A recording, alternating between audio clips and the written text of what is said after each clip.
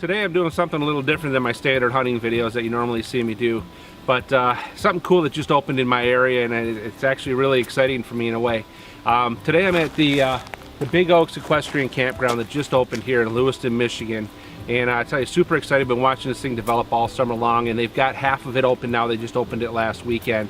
And let's take you on a little tour, but I think you're gonna be impressed with what they've opened here.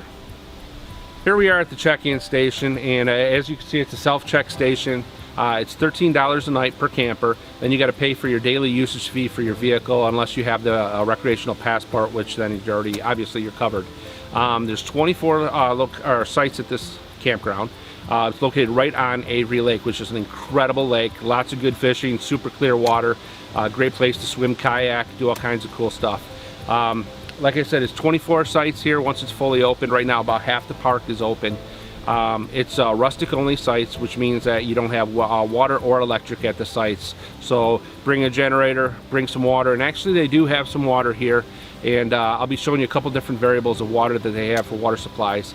But it's a pretty cool looking park.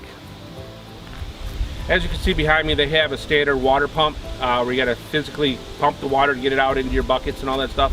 But back on the other side of the park, and we'll head over there in a second, they also have a place where you can plug in a generator, and in that way you can actually get the water to come out with a pump instead of having to manually pump everything. And we'll take you over there next. This is something that I've never seen before, and I actually thought was a really cool idea.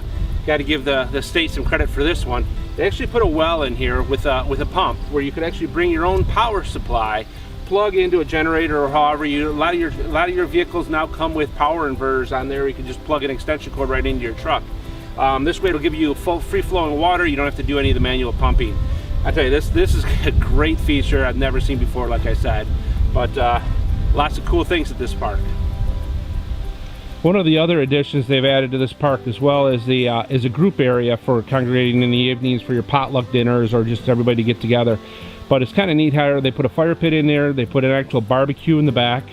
And then they've got on the side, you'll see there's two metal poles, one there and one over to this side here, for hanging your lanterns on and everything, so you've got light at night. And it's kind of a cool little place for people to get together.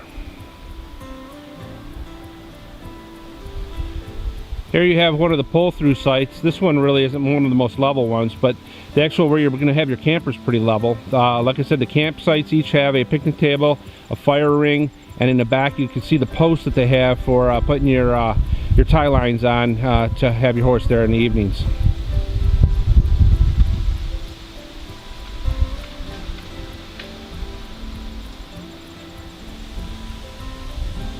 This is one of your back-in locations. Once again, the typical setup with the fire pit, the picnic table, and the tie lines poles.